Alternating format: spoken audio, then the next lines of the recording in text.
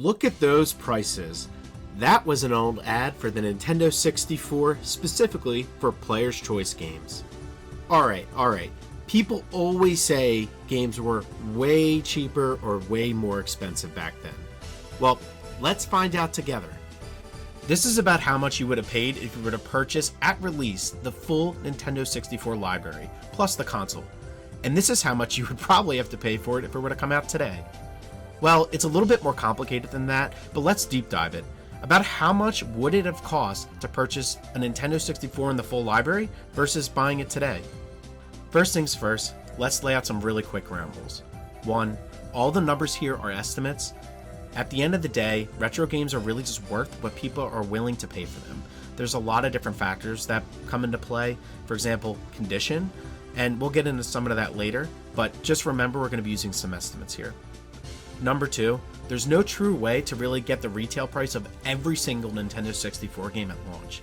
Even the ones that we know and verify, there's some complications to it. So we're just going to use estimates and some assumptions here as well. Number 3, we're going to take a look at inflation. That's going to be a big factor with this, but just remember this is not an economics course, and I am no expert myself. So we're just going to use some rough estimates and make some assumptions there.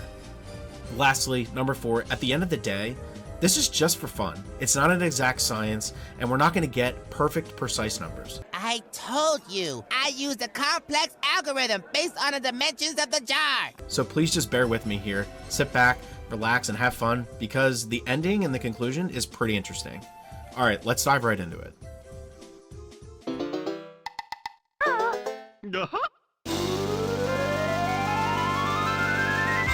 The first thing we need to do is determine how many Nintendo 64 games are in the console's library. At first glance, when I just started compiling a bunch of data, I got over 400 plus games, which is clearly not right. We're only looking specifically at the US, and the general consensus here is that there's 296 official Nintendo game releases within the United States. So there are a few factors here we need to consider and start eliminating some of this stuff, especially duplicates.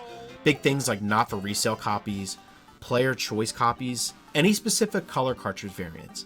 There are some really unique variant colors, so for example, Turok I know had a gray cartridge color and a black cartridge variant. We want to scratch that. We just want what was there at release.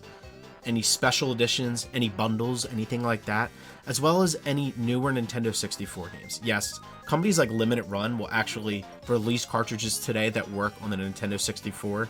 Although it's really cool, I wouldn't consider that an official release for the console. This brings us down to our official 296 games list.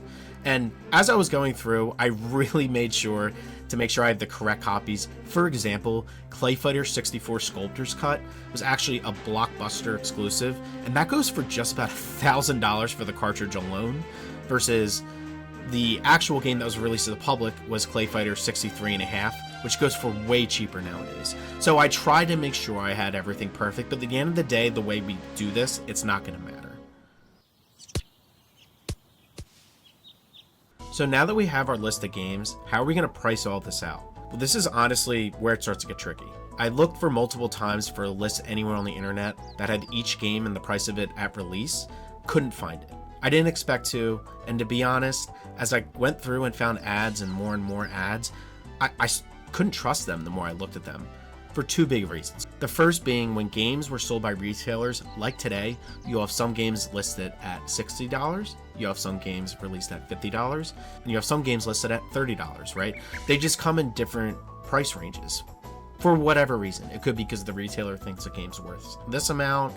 It doesn't matter. But it's the same issue we have today versus back then. There's not really a consistently one price point for every game.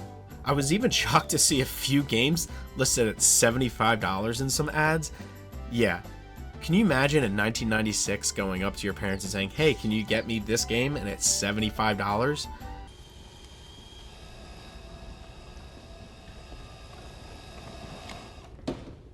How about new? Kind of sounding a lot like Mario Kart World coming out for $80 nowadays. Pretty wild. Like games today though, there was just no consistency back then. The other big inconsistency I found is just with retailers. Today, typically Best Buy, Walmart, Target, your local game store, all their prices are pretty much the same. Obviously, we're not counting sales, but it was just different back then. There was a lot of competition across retailers. So Super Mario, although typically I saw Super Mario 64 as $60, could be $65 at Walmart and $60 at Best Buy. There was no consistency because there's a lot of competition through advertisements and trying to get people to get in their store to buy these games. This throws in a lot of complications and makes it almost impossible to get a pure, true list. So we have some assumptions we'll talk about, but we were able to pinpoint a few games that we can be 90% sure were consistent across the board.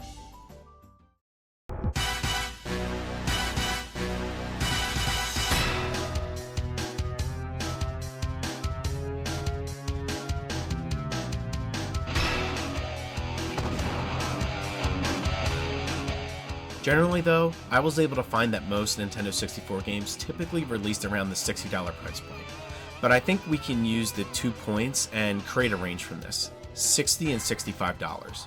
There will be some outliers here and there, and a few games going for $40, some going for $70, but I'm pretty comfortable in saying that those are either outliers or they would cancel each other out in the long run, as most games I saw went for $60 or $65.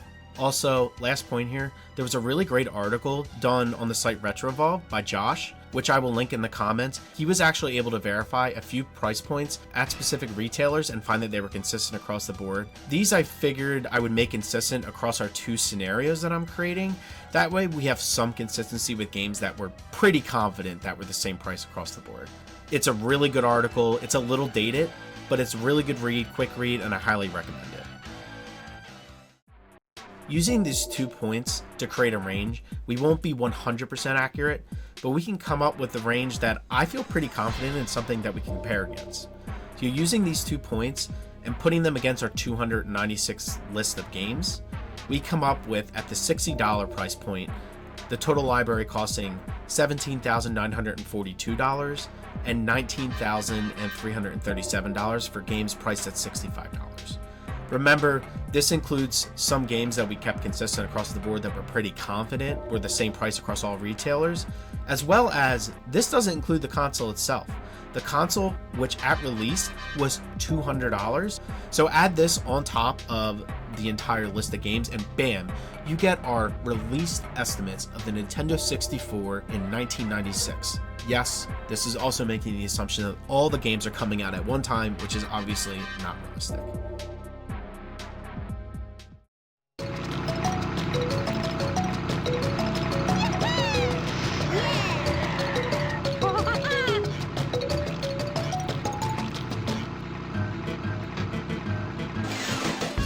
So, the fun part. What are the costs of all these games today? If you are a collector, I'm sure you know the best tool for the job. And if you're not a collector, welcome to Price Charting. Price Charting is a great site and is awesome for collecting or getting anything new today. I don't care where you're buying your games. If you're buying a retro game, always take a look at Price Charting. It takes 2 seconds and you can see what people are buying the games for today. You can also take a look at some of the condition people are buying for if the listing's still up. But what this site does is it mainly uses eBay. And what it does is look at all the recent sold for that specific item. It'll take a look at historical and just the overall value of what the game has sold for last month, last week, today, an hour ago. You can kind of go through and see, and it'll update the value based on what people are paying. So it's really cool just to see what the market value is today. Now, the site is not perfect, as it will have some accuracy issues time to time. And you have to remember, these are just games, and games are entertainment. So as I said earlier, the price comes down to whatever someone is willing to pay for it. Also, there's something like condition that plays a factor. For example, let's take a look at Mario Golf. Mario Golf Loose, you could see on average, goes for about $30 here. And as you go through, you can see at the bottom on all these eBay listings how much people actually paid for them. Some $30, $35, $36, $43, $27. It kind of varies. So it's not an exact science what price charting gives, but what it does, it gives you a general range. And what's great, and something you need to consider too, is it's going to come down to the condition of the game, right? Someone may be willing to pay $45 for a loose copy of Mario Golf versus $30 if it's in pristine condition, versus maybe a cartridge that is a sticker ripped off or Sharpie written on the side of it with someone's names. I'm doing it! I'm doing it! Yeah! Yeah!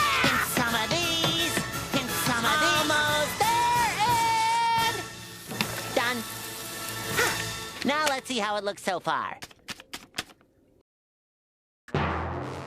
But you can see what I'm saying. If you're paying this money for a game anyway, it's whatever someone's willing to pay. At the end of the day, price charting is a fantastic database and a great place for us to really get a general estimate and value of what the games are worth today.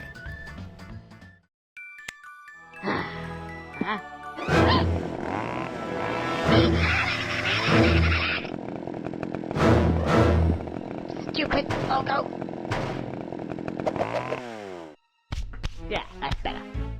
As you can see on price charting, you have three main options. The first one is loose, which means that you just get the game itself, which is typically either a disc or a cartridge. The second option is CIB, which is just short for complete in box. This typically refers to not getting only the game itself, but also the box or the case that the game came in, plus the manual and any other paperwork that was associated when the game launched. Then last, you have the category new. This is exactly what you think it is. Somebody just never opened it since the game launched. So we're going to take all three of these metrics and price points and put them against the entire 296 list of games. And we have our estimates for all these games today. For the full Nintendo 64 collection loose, if you were to buy it today, it would be about $9,363. If you want the entire collection in complete in box, it would cost about $36,102. That is a $26,000 jump. Holy crap, is it really worth it? Loser. And for our final new condition, which I don't even know if it's possible if all these games are technically out there new or even for sale, how hard it would be. But if you were, in theory, to get them all, it would be about $114,463. Yeah, it's a lot of money.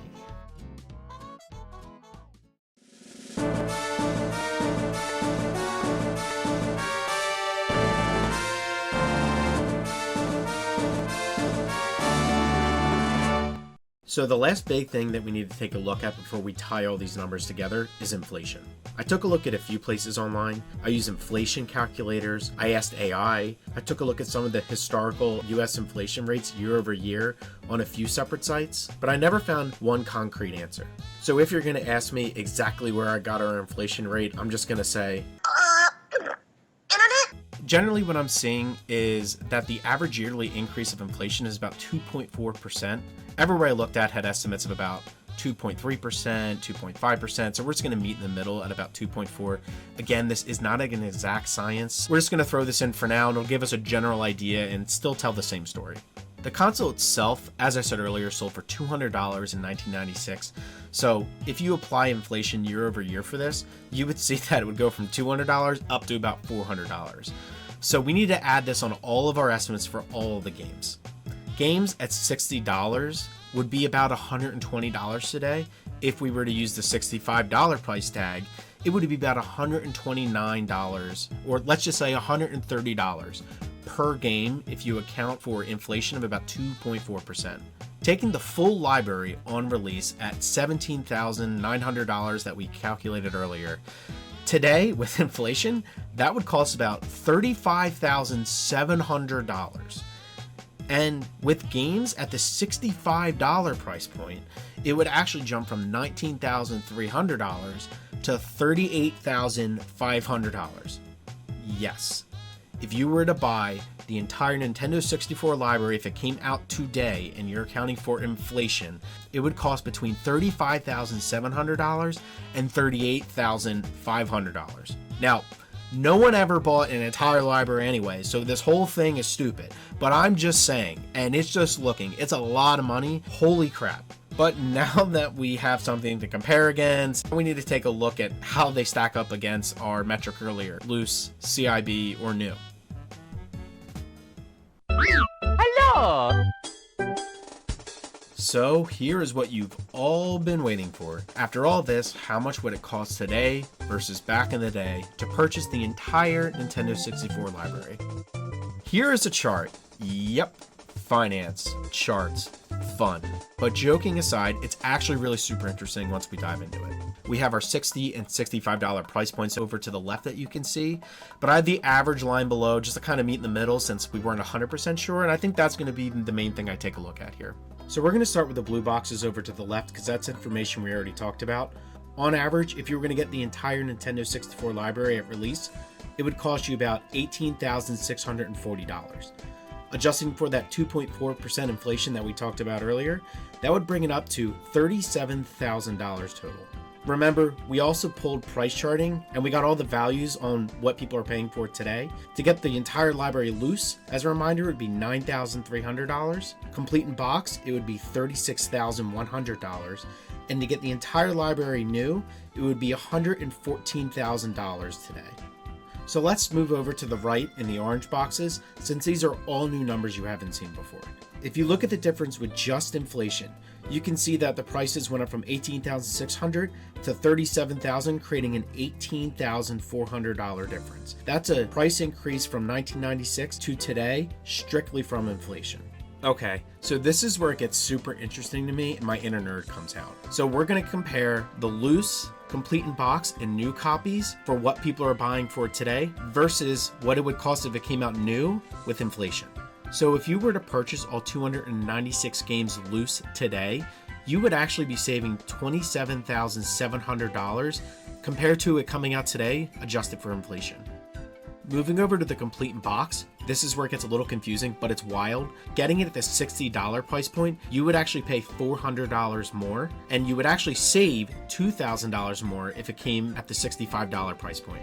Remember that complete in box value for what people are paying for today doesn't change. So really it's just that inflation and that 2-point system that we had, the $60 versus $65. But at the end of the day, the story is you would just about break even buying the entire thing today complete in box versus it coming out today with inflation. And finally, we're going to move over to our last column, the new section. So if you were to buy the entire thing new today for what it's going for, you would pay $77,000 more than if it were to come out today, adjusted for inflation. On paper, this looks crazy. You would actually pay $77,000 today for what it's going for versus it coming out today, but it's really just not that simple. And it also goes back to the question we asked earlier, are games more expensive today versus back in the day? Even with this staring us right in the face, it's not easy to answer.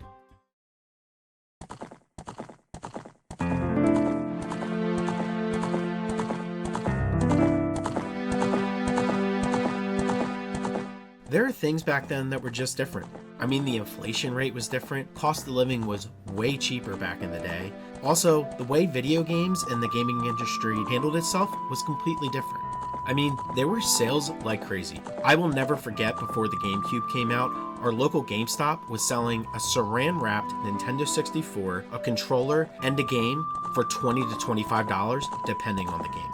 I mean, not only are there not sales from the retail perspective like there used to be, but also the price of making these consoles and games have gone through the roof. I mean, new games today are being made for hundreds of millions of dollars. The components for all these consoles are just way more expensive today versus back then. And going back to sales, not only are we not getting those today, but you're actually seeing console prices increases. I mean, just look at Microsoft. The Xbox Series X and the newest generation came out in 2020. This past year, in 2025, they actually announced they are increasing prices. If you want the 1 terabyte Xbox Series S, it used to be $350, now it is $430. You want to own physical games and get the Xbox Series X, guess what? $500? Nope, now it's $600. Game pricing today is just out of control. It's just only going up versus back then. I felt like there were waves, right?